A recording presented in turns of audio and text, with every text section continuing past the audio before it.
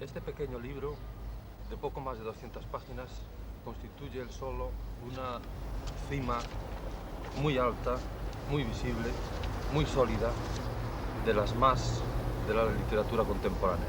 Desde luego lo es, a mi juicio, de la literatura actual en lengua castellana, en lengua española. Porque en este pequeño libro están nada menos que dos obras, una novela, Pedro Páramo, y un conjunto de cuentos que lleva el título de uno de ellos, El llano en llamas, que constituyen hasta ahora la obra completa de Juan Rulfo. Juan Rulfo, tenemos la ocasión felicísima de poder charlar con usted personalmente, de poder verle, de poder escucharle, después de haberle leído y releído con fervor y con asombro. Nos felicitamos por ello y vamos a hablar de su obra en este jardín de Televisión Española en Las Palmas de Gran Canaria, donde nos encontramos en el momento en que se celebra el primer Congreso Internacional de Escritores de Lengua Española. También nos acompaña y nos apoya y nos ayuda nuestro viejo amigo Arturo Azuela, que está al frente de la delegación mexicana que asiste a este congreso y al cual hemos entrevistado ya en otra ocasión en este programa nuestro, Encuentros con las Letras, con motivo de sus dos novelas, El tamaño del infierno y el otro título, Un tal José Salomé. Pero vamos a hablar de Rulfo y con Rulfo, vamos a hablar con el máximo representante, el maestro indiscutible de los narradores actuales. Juan Rulfo, yo quisiera hablar no solamente de su obra más conocida, sino también, si es posible, de su obra menos conocida. Y empezando por la más conocida, yo me atrevería a preguntarle, conociendo la depuración a que usted somete constantemente sus textos y conociendo el rigor de su arte literario y la vocación de perfección que tiene, yo me atrevo a hacerle una primera pregunta en el sentido de si para usted también, para mí sí, y que pienso que para los lectores también, si para usted también la escritura de Pedro Páramo y de El llano en llamas ha acabado. Bueno, es decir, el texto de Pedro Páramo y El llano en llamas están liquidados. Están liquidados. Dentro de esa pequeña obra, como usted dice. Pequeña gran obra, pequeño libro, pequeño gran libro. Sí. Pero no quiere decir que yo haya abandonado la literatura, ¿no? No es quizá lo que vaya a ser yo únicamente. Bien, yo se lo decía porque, por ejemplo, tengo entendido que la versión francesa de Pedro Páramo apareció un poco más amplia que la versión original. No sé si es cierto. Bueno, es que le añadieron unos cuentos, nada más. La versión primera, la que hicieron en 1960, le añadieron unas historias cortas, unos cuentos del llano en llamas. Ajá. Por eso es que es un poco más voluminosa. Pero la actual, la que acaba de salir, es exclusivamente Pedro Páramo. Sí, sí. Pero aún así publicados ya estos, tú de cuando en cuando no los corriges, aunque sea alguna palabra, una frase. Bueno, actualmente está en corrección. Se va a hacer una edición nueva para esta editorial, para el Fondo de Cultura Económica, en donde se va a corregir totalmente el libro. ¿Y en qué consisten esas correcciones? Bueno, en algunos errores que tiene, errores gramaticales, errores de tipografía, errores de imprenta, más que nada, ¿no? No son palabras que falten o que sobren, sino simplemente ha habido errores de imprenta. Los hay. Sí. Suele haberlo, sí. Sí. Yo iba, en cierto modo, por otra línea, en el sentido de que pienso que desde sus comienzos como escritor, me parece que usted ha sometido a una durísima prueba, a una gran depuración, toda su obra, desde la primera novela, El hijo del desaliento, jamás publicada, hasta ahora. Y sí. En cuanto al hijo del desaliento, que por fin hemos podido tener la oportunidad de leer un trozo, tal vez sea el único que existe, Un pedazo de noche, que se ha publicado en esta antología personal que salió el año pasado en México. Un pedazo de noche es el único fragmento que tenemos de esa novela. Es el único, sí. ¿Usted la destruyó, la perdió? No, la destruí. La destruí porque nunca estuve satisfecho con ella. ¿Y conservó este capítulo? Sí, bueno, ese capítulo no lo conservé yo, lo conservó Juan Rejano. Yo se lo había dado a él para que lo publicara en una revista que cuando llegaron los refugiados españoles a México, publicaron, se llamaba Romance. Sí. Y me había pedido un texto, Juan Rejano, yo le entregué este pequeño fragmento, ¿no? Y nunca lo publicaron por malo. Entonces, sin embargo, últimamente, un poco antes de morir, Juan Rejano me lo entregó. Y el destino de otro cuento que tampoco había aparecido, pues yo no lo conocía, en la colección de Llano en Llamas. La vida no es muy seria en sus cosas, a pesar de ser una frase que le va bien, le conviene a todos sus cuentos, a toda su obra. Este cuento no había sido publicado hasta aparecer en esta antología. Bueno, había sido publicado en una revista en el año 40 y tantos. Una revista, sí, una revista muy mala. Que el cuento es malo. No. El cuento en sí es malo. Y la revista para la cual se los di era una revista que se llamaba Tribuna de la Democracia. Entonces, no me interesó que fuera bueno o malo, sino que ellos querían sacar una colaboración. Y les entregué este cuento. Y pues como para quitármelos de encima, ¿no? Y hasta ahora que lo recuperó Ruffinelli, lo volvió a publicar, dándole cierta importancia, pero para mí no tiene importancia. Bueno, todo lo que usted escribe y todo lo que se conserva tiene mucha importancia. Este cuento yo le daba gracias a Dios de que hubiera desaparecido, ¿Sí? que no se encontrara en ninguna parte, pero no sé cómo fue a dar este hombre con Entonces debemos ese pensar... panfleto, porque era un panfleto, no era una revista, era un panfleto, se llamaba así, Tribuna de la Democracia. Debemos pensar que nos vamos a encontrar entonces nuevos originales perdidos de Rulfo. Pues todavía andan dos o tres por ahí perdidos, pero no creo que los encuentren ya, ¿no? Unos que salió en una revista que se llama Cuadernos Médicos, revistas muy especializadas, otro en una revista industrial, de carácter industrial, ¿no? Pues no se fíe usted porque todos los estudiosos de su obra, americanos, norteamericanos, europeos, los encontrarán. Pues, ojalá que no.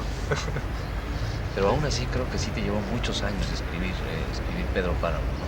Bueno, pero no me llevó muchos años escribirlo, me llevó años desarrollarlo, es decir, mentalmente yo lo tenía hecho. Quizá tardé 10 años en lo que llamaríamos gestarlo, ¿no? Lo tenía yo en la cabeza, completo, terminado, pero no lo había escrito. No solo lo escribí antes que el Llano en Llamas. No lo escribí, lo tenía hecho antes que el Llano en Llamas. Pero me faltaba la forma más bien, para desarrollarlo. Entonces me dediqué a escribir el Llano en Llamas como un ejercicio, una serie de ejercicios, ¿no? Entonces, lo único que hice fue dedicarme a escribir esos cuentos, que eran una especie de ejercicio para buscar el tratamiento, la atmósfera, el ambiente que yo quería con me lo dio un cuento que se llama Lubina. Cuando yo escribí Lubina, entonces enseguida noté que había cierta conexión con lo que yo tenía pensado hacer con Pedro Páramo. Lubina, aunque no aparece al final del libro, es de los últimos cuentos que yo escribí. Después de eso ya entré con Pedro Páramo, ya a escribirlo, ¿no? Formalmente, ¿no? Yo tenía entendido que había un ensayo o un origen de Pedro Páramo en un cuento titulado así, un cuento, en que aparece algo del clima de la atmósfera y algo de algunas personas, pero con nombres cambiados. Si no, fue es un monólogo. Un monólogo y la razón de este monólogo fue precisamente esto, de que el autor casi no interviene, si no interviene para nada el autor. Entonces mi idea era esa, que el autor, yo tenía planeado el libro, más o menos, digo mentalmente, ¿no? Tenía planeado con explicaciones, elucubraciones, divagaciones, explicaciones, en fin, una serie de cosas que se supone caben en cualquier novela, ¿no? Entonces, cuando yo lo empecé a escribir, intenté evitar todas esas cosas. Y naturalmente que no lo hice así, lo escribí de corrido. Yo tuve que, al terminarlo, tuve que ir desbrozando, y tachando y quitando. Creo que era voluminoso, ¿no? Tenía 150 páginas más. Sí. Entonces yo le quité 150 páginas más, que eran la aportación del autor a la obra, donde el autor intervenía. Entonces los personajes estaban manejados, manipulados por el autor. ¿Y por qué se llamaba Los Murmullos? Yo recuerdo que ese fue el título original de... Bueno, no fue un título que yo le haya puesto, fue Andrés Enestrosa el que le puso Los Murmullos, ¿no? Pero salieron fragmentos en varias revistas, recuerdo. Sí. Antes de que saliera con ya. Con ese título, sí. Pero no fui yo quien le puso el título ese. Desde un principio intenté llamarlo Pedro Páramo, porque era un nombre simbólico. Y es que además son dos palabras que tienen como resonancias minerales y de cierta esterilidad y de tierra. Tienen carga telúrica, ¿verdad? Y hay un cambio, hay una denominación del pueblo, Comala, que creo que tiene también un significado... También es simbólico. Simbólico. Comala es una rueda de cerámica que ponen sobre las brasas de la tierra para calentar las tortillas. Comal. Entonces es el femenino de Comal. Sobre las brasas de la tierra. Un pueblo que está sobre fantasmal, que se llama así además, que son las brasas, ya es de por sí muy significativo. Juan Rulfo, parece que se apuntan algunas influencias literarias en la literatura nórdica, en Faulkner, por ejemplo, pero pueden existir o no, pero yo pienso que la influencia, no literaria, pero todo lo que está en Juan Rulfo proviene de la tierra caliente, de su origen. Efectivamente, sí. Todo se desarrolla en la tierra caliente, en la faja de la tierra caliente, donde yo pasé la infancia, ¿no? Jalisco, sí. Y todo es una zona muy calurosa, que está a 300 o 400 metros sobre el nivel del mar, ¿no? Y aunque está lejos del mar, bastante lejos del mar, pero hace mucho calor. Y ahí, en su biografía, en sus primeros años, en su vida infantil y familiar, también ocurrieron dramas o tragedias que han influido en su forma de ver el mundo y en su forma de escribir. Sí, bueno, pasó la rebelión cristera, por ejemplo. A mí me tocó ver los principios de la rebelión cristera. Yo tenía 10 años, más o menos. En esa época fue cuando salió la rebelión cristera, que duró 3 años más. Y yo viví los principios de esa rebelión. Fueron pues, tierras que se agitaron mucho, pueblos que se destruyeron, asaltos, en fin. Era una región de violencia, se convirtió en una zona de violencia absoluta. La rebelión cristera fue una especie de guerra santa entre el clero y el gobierno, entre el bajo clero más bien y el gobierno, pero que levantó a los hombres, más bien, yo tengo una teoría de que fueron las mujeres las que construyeron la principal base de esa rebelión. Porque allá, cuando se empezaron a levantar en armas oscuras y a proclamar que lo siguieran a la rebelión, las madres le decían al esposo: tú no eres hombre si no vas a pelear por la causa santa, ¿no? Las hermanas le decían a los hermanos lo mismo. Entonces las mujeres influyeron mucho en eso. Además ellas construyeron el sistema de armamento. Ellas les daban el armamento, contrabandeaban el parque, en fin, transportaban y les entregaban el parque para que ellos escucharan. Por eso, tal vez, entre otras razones, las mujeres de su obra narrativa tienen una entidad muy fuerte, muy peculiar. ¿Cómo ve usted a la mujer como figura, como personaje de su narrativa? Bueno, en general, aquí en Pedro Páramo, que es donde más aparece, yo la veo más bien idealizada. Traté de evitar el matriarcado, que es lo que subsiste allí, lo que aún perdura, ¿no? Traté de evitar el matriarcado porque yo viví bajo el matriarcado, bajo el sistema del matriarcado. Y nunca me han gustado las cosas autobiográficas o relacionadas con lo que conozco, ¿no? Entonces, ¿tú crees que esta figura de Susana San Juan corresponde a una mujer idealizada que al fin y al cabo es inaccesible? Idealizada totalmente. Es el ideal que todo hombre tiene de una mujer, ¿no? Y que al final nunca lo encuentra, ¿no? Aquí en este caso, claro, la encuentra, pero ya cuando la encuentra está loca. Es inaccesible, como tú dices. Y casi un tabú también, como algo prohibido, Sí. al fin y al cabo, ¿no? Usted trabaja desde 1962.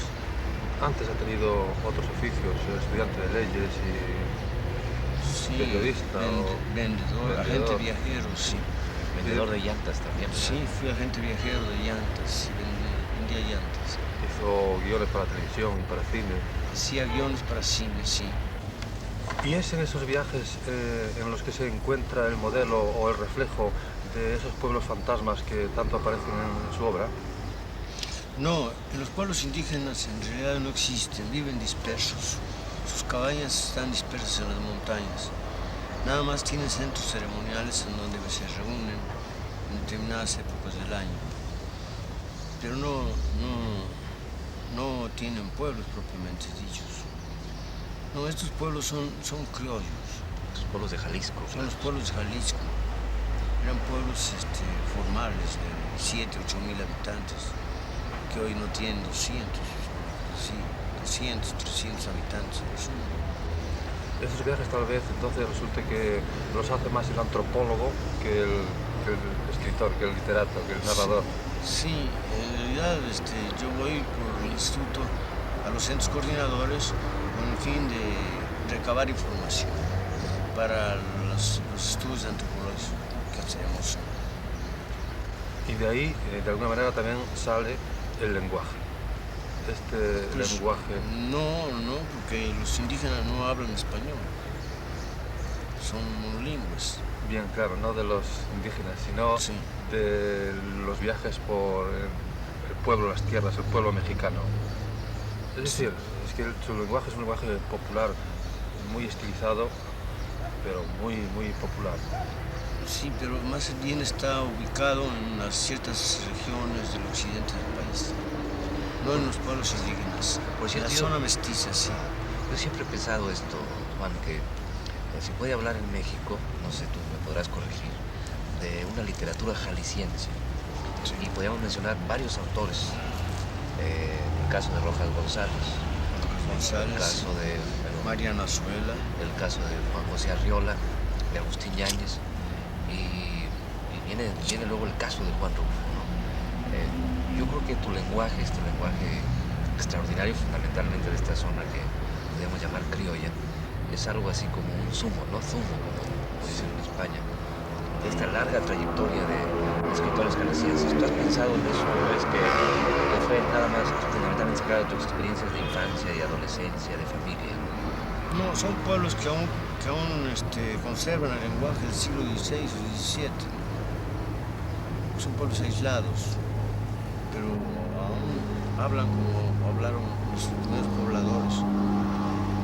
Porque allí no hubo mestizaje, allí la conquista fue exterminio total. En Jalisco nunca hubo indígenas, pero fueron exterminados. Entonces fue repoblado por españoles, extremeños y andaluces, que en aquella época pues conservan aún el lenguaje que hablaban muchos de esos pueblos. Y el traslado de ese lenguaje a la escritura, por su parte, es un traslado de cierta elaboración. Pues más bien recreado, sí. Sí. Es una recreación de ese lenguaje, no es un retrato de ese lenguaje. Contrasta, bueno, es conocido esta sencillez, esta simplicidad, esta naturalidad del lenguaje con la técnica, con la estructura compleja de su novela y de sus cuentos, de su obra. Es un contraste demasiado notable como para que no lo comentemos. Bueno, el lenguaje coloquial posiblemente sí sea el mismo, ¿no? Pero no está, como le digo, no está totalmente transcrito. Y en cuanto a esa elaboración a veces laberíntica y con diversas perspectivas, planos temporales diversos, personajes que hay que identificar, combinaciones de lo real con lo irreal, lo fantástico con lo no fantástico, esto exige en Rulfo una gran elaboración y una elaboración casi científica, o es Bueno, más espontánea. no, fue una cosa intencional. Fue una estructura un poco así cortada con el fin de dejar al lector colaborar con el autor. Como le decía yo antes, yo eliminé las elucubraciones y divagaciones, explicaciones que había dentro del libro y dejé hilos colgando, que esos son silencios que el lector debe llenar. Él puede dar la interpretación que guste. Por eso es que tiene varias interpretaciones. Y tiene también la característica de que hay que leerlo 2 o 3 veces para entenderlo. La primera vez no se entiende. Hay que saber casi lo que pasa para luego saber lo que pasa. Exacto. Sí. A usted le adjudicamos ser, de cierto modo, el iniciador del realismo mágico, como transformador del realismo, llamémosle clásico. ¿Usted acepta este camino de innovador, este papel de innovador? Bueno, no, en realidad nunca me he colocado en ninguna corriente ni... El realismo mágico fue una cosa inventada por Miguel Ángel Asturias, ¿no? Donde mezclaba, hacía un sincretismo entre la mitología indígena y las creencias cristianas. Pero no, él fue el que inventó esa frase, el realismo mágico. Como de alguna manera hay que llamar a las cosas y a los estilos, pues... Seguramente, sí. Pero no entiendo yo hasta ahorita. Creo que el realismo mágico es una mezcla de la mitología indígena con las creencias cristianas. Porque el indígena quedó, es decir, el mestizo quedó a mitad del camino. No fue ni totalmente cristianizado, ¿verdad? Ni fue extirpado totalmente del paganismo. Entonces mezclan las dos cosas. Sus ritos son medios paganos, medios cristianos. La Virgen de Guadalupe no es más que un sustituto de una diosa azteca, ¿no? Bueno, pues en esa misma forma, así está sustituido todo, ¿no? Entonces, el ritual es un sincretismo, sincrético. Entonces, tal vez este tipo de literatura o esta adscripción a este estilo pueda darse más o pueda darse exclusivamente en algunos países de Latinoamérica. Sí, en los países indoamericanos, en Mesoamérica se da. ¿Usted en este punto, en este sentido, tiene continuadores o imitadores? No creo que, al menos no los he encontrado. piensa que tal vez podríamos hacer ya, bueno, un pequeño balance acerca de ese estallido de la novelística latinoamericana que tuvo tanto eco en Europa, desde luego, y también en América, supongo, pues los años 60 y parte de los 70. ¿Podríamos hacer un balance de ese boom? No quería emplear esta palabra. Sí. Bueno, sí, claro, el boom, pues no sabemos que fue una cosa creada por la publicidad, ¿no? Por la publicidad, y un poco también debido a que Europa miraba poco hacia América Latina. De pronto, la revolución cubana les hizo notar que existía América Latina. Entonces, de ahí también nos hizo encontrar que había escritores latinoamericanos. Pero fue Barcelona la que creó el boom. No fueron los escritores latinoamericanos.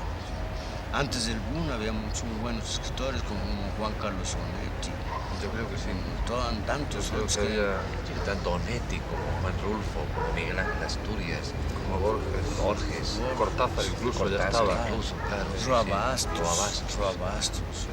Yo diría que los más importantes escritores estaban antes, ¿verdad? Quizá fueron descubiertos después. Claro, en Europa, ¿no? Estaban antes. De todas formas, me imagino que fue un fenómeno interesante en cuanto al conocimiento, a la amplitud del conocimiento que dio a algunos de estos autores.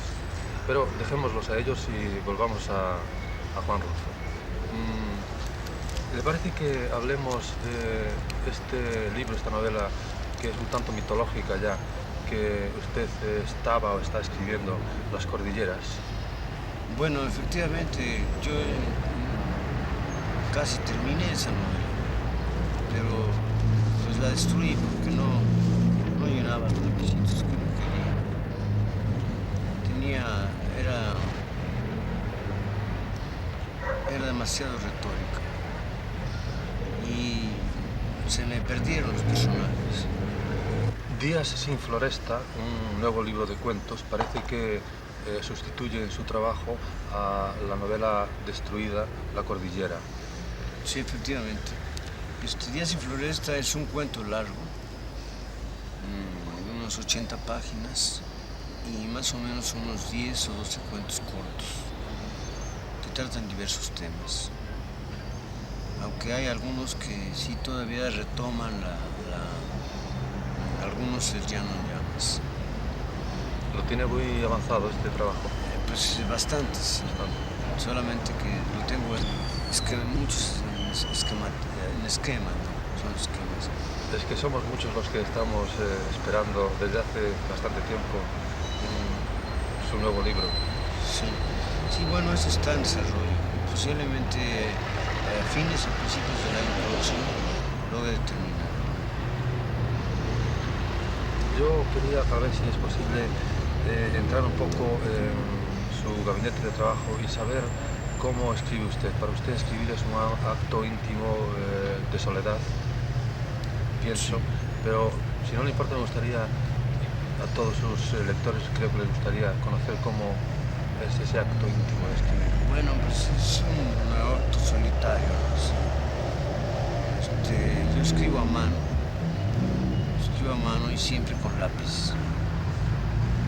El bolígrafo lo uso exclusivamente cuando voy a pasar en limpio, lo escrito borrador. Y ya uso la máquina de escribir para corregir y pulir, en fin, la historia.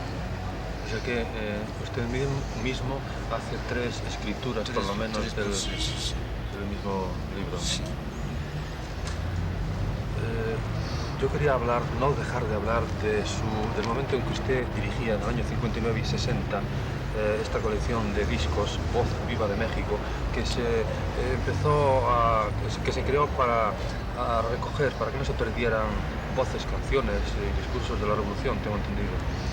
No, se trataba de recuperar en este caso las palabras, la obra de ciertos autores que ya estaban por morirse. Ya. nos veían entrar con las cámaras y con los aparatos de sonido y nos decían que ya nos vamos a morir. Entonces tratábamos de buscar, precisamente por eso grabamos primero personas que a veces se nos morían a la semana siguiente.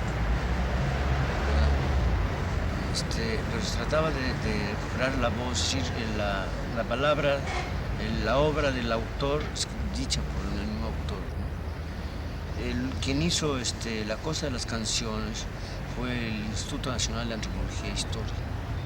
Ellos sí hicieron una recopilación de canciones y romances antiguos.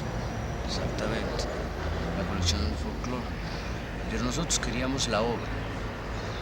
Pedíamos al autor que nos leyera parte de su obra. Yo tal vez introducía en el otro aspecto algún discurso del presidente Lázaro Cárdenas, pero claro, es posterior, que está grabado también en la colección. Sí. Pero hablemos de este disco que contiene dos cuentos de Juan Rulfo dichos por él, uno titulado Diles que no me maten y otro titulado Lubina, dos grandes cuentos, a mi juicio, los mejores tal vez de Rulfo. Bueno, pues en realidad grabé algunas cosas más, ¿no? Lo que pasa que en el disco no cabían más que dos cuentos. Tendría que ser más discos. Sí. Pero con todo lo bien que se leen, por supuesto, sus cuentos, se oyen cuando son contados por usted muy bien, casi mejor. ¿Estos cuentos suyos serán para contar, además de para leer? Pues es difícil, ¿no? Es difícil memorizarlos. Es que así como para leerlos, en efecto, hay que leerlos varias veces y uno sabe más cosas leyéndolo varias veces, también oyéndolo varias veces, estos cuentos dichos por Juan Rulfo se aprecian más cosas cada vez. Bueno, pues yo lo digo, perdón, que me hace usted, porque estos los he escuchado ya varias veces y he hecho copias para muchos amigos. Se lo agradezco mucho. Para finalizar, yo me atrevería a tratar de llevarle al principio, de entrar en aquella biblioteca de su abuela, cuando usted tenía 8 o 10 años, y allí había una biblioteca del sacerdote, del cura de San Gabriel, que la había dejado allí en depósito, y allí se inicia la afición de Juan Rulfo a leer y a escribir. Querría recordar un poco. Bueno, pues el cura se había levantado en armas, entonces nos dejó en la casa guardar todas sus cosas. Y dentro de esas cosas estaba su biblioteca. Afortunadamente la biblioteca no tenía novenarios ni libros religiosos, sino eran historias, había geografías, historias y mucha novela. Él había recogido, se puede decir, de todo el pueblo, de todas las casas del pueblo, los libros, porque se decía censor eclesiástico. Entonces decía, tengo que llevar ese libro para ver si puedo leerlo a la familia, ¿no? Entonces así logró hacer una biblioteca muy importante. Era el único hombre que tenía una biblioteca. Esa biblioteca la dejó a guardar durante la cristiada en la casa. Y yo pues me aproveché de eso, ¿sí? Para leer todo lo que había allí, hasta el índice papal, ¿no? De los libros prohibidos.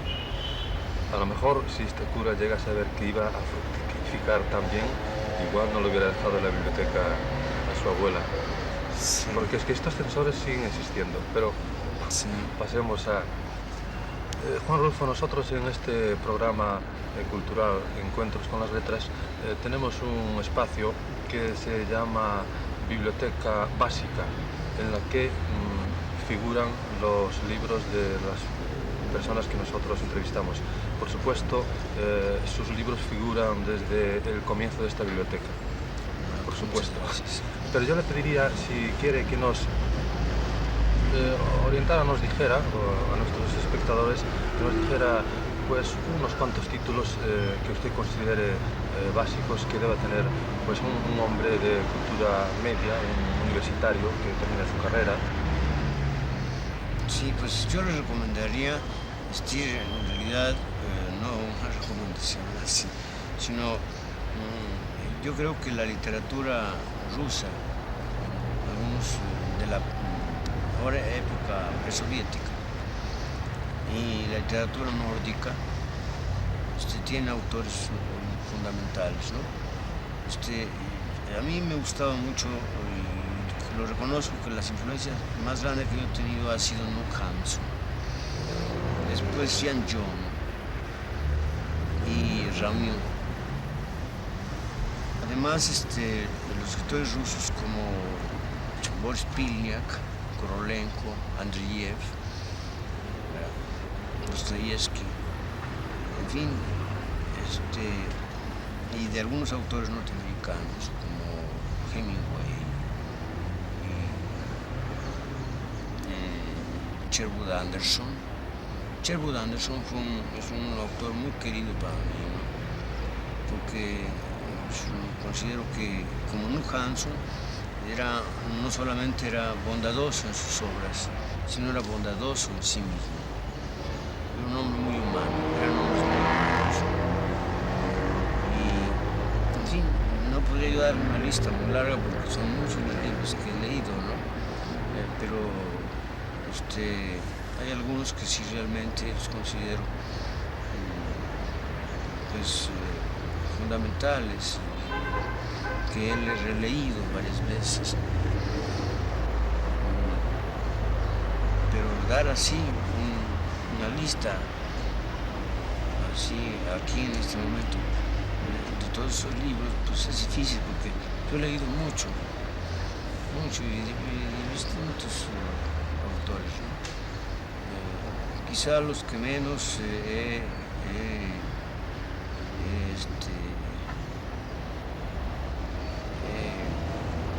pues he tomado en consideración han sido a los autores franceses.